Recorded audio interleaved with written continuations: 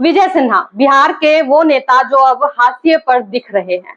अब हाशिए पर उन्हें भारतीय जनता पार्टी ले जा रही है, या फिर वो खुद जा रहे हैं, या उनका समय ले जा रहा है, या फिर उनकी जाति, भूमिहार जाति, जो पिछले 30 सालों से, या यूं कहिए कि 35 सालों से सवर्णों की लड़ाई लड़ते हुए आ रही है अकेले, और आज वो अब संकट में नजर आ रही है। ऐसा हम क्यों कह रहे हैं? क्योंकि विजय सिन्हा जब उप मुख्यमंत्री थे तो उन्हें Z+ सुरक्षा मिली हुई थी, और अब उस सुरक्षा को हटा लिया गया है और ये सुरक्षा चला गया है नीतीश कुमार के बेटे निशांत कुमार के पास। चलिए बताते हैं आपको ये पूरी खबर विस्तार से। नमस्कार, मैं ईशा, आप देख रहे हैं संक्षिप्त समाचार।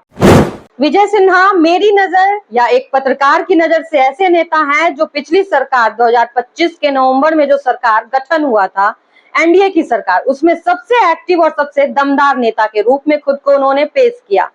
बिहार का वो करप्ट सिस्टम, बिहार का वो अधिकारी, बिहार के वो तंत्र, उसके तहत करप्शन चरम पर रहा। हम सीईओ की बात कर रहे हैं, DSLR की बात कर रहे हैं, हम राजस्व विभाग की बात कर रहे हैं। कौन नहीं जानता है कि बिहार के किसी भी इलाके में पोस्टिंग होता है, उसके ट्रांसफर पोस्टिंग में लाखों से करोड़ों रुपए लगते हैं। पैसा आता कहां से है? आम जनता से धन उगाही होता है। इसी पर नकेल कसने का मिशन जो है विजय सिन्हा ने थाना था। विजय सिन्हा चाहते थे जो सीईओ, जो बिहार में एक लूट मची है, उस पर लगाम लगाया जाए। लेकिन हुआ क्या? आंदोलन हुआ, स्ट्राइक पर चले गए कई अधिकारी, और उसके बाद की जो नई सरकार बनी, मतलब उसमें विजय सिन्हा को निपत में भेज दिया गया। चर्चा थी, उम्मीद थी कि विजय सिन्हा अगर फिर से रेवेन्यू मिनिस्टर बनते हैं, भूमि राजस्व विभाग में मंत्री बनते हैं, इन करप्ट अधिकारियों पर लगाम लगाया जा सकता है। लेकिन ऐसा नहीं हुआ, और बीच में बाधा बना तो सिर्फ उनकी जाति, भूमिहार जाति। भूमिहार के बारे में हम सब जानते हैं। 1990 से लालू प्रसाद यादव का शासनकाल आया, उसके बाद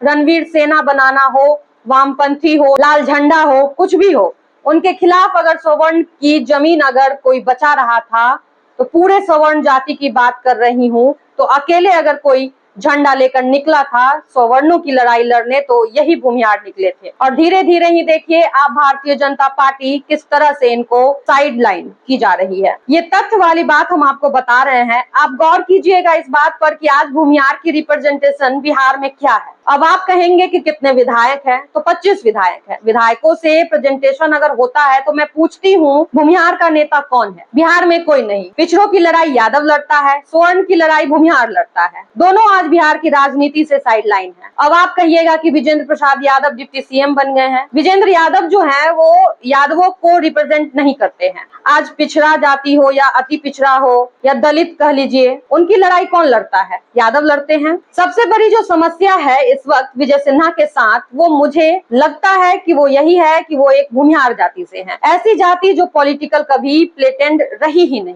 लेकिन आज हादसे पर है, इतनी हादसे पर है कि विजय सिन्हा जैसे रेखीय नेता अपना पद तो छोड़िए, वो आज सिर्फ एक विधायक बनकर रह गए हैं। बिहार में सबसे ज्यादा एक्टिव रहे हैं, और अगर आप पूर्व में भी देखेंगे तो जब बिहार विधानसभा के स्पीकर रहे हैं तो उनकी तू मैं हो गई थी सम्राट चौधरी से, और सम्राट चौधरी जैसे ही सत्ता में आए सबसे बड़ा घात पहुंचा तो भूमिहार को ही, भूमिहार जाति में भी विजय सिन्हा को।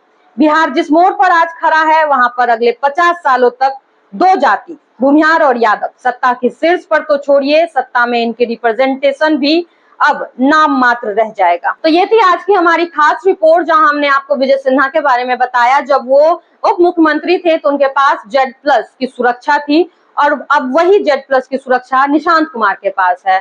तो इस छोटे से वीडियो के माध्यम से हमने आपको बताया कि किस तरह से भूमिहार जाति और यादव जाति आने वाले 50 सालों में किस तरह से राजनीति के शीर्ष पर तो छोड़िए, राजनीति को रिप्रेजेंट भी नहीं कर पाएंगे। फिलहाल मेरे साथ इस खबर में इतना ही। वीडियो पसंद आया हो तो वीडियो को शेयर करें, साथ ही हमारे YouTube चैनल संक्षिप्त को सब्सक्राइब करके Facebook पेज को भी फॉलो कर ले। धन्यवाद।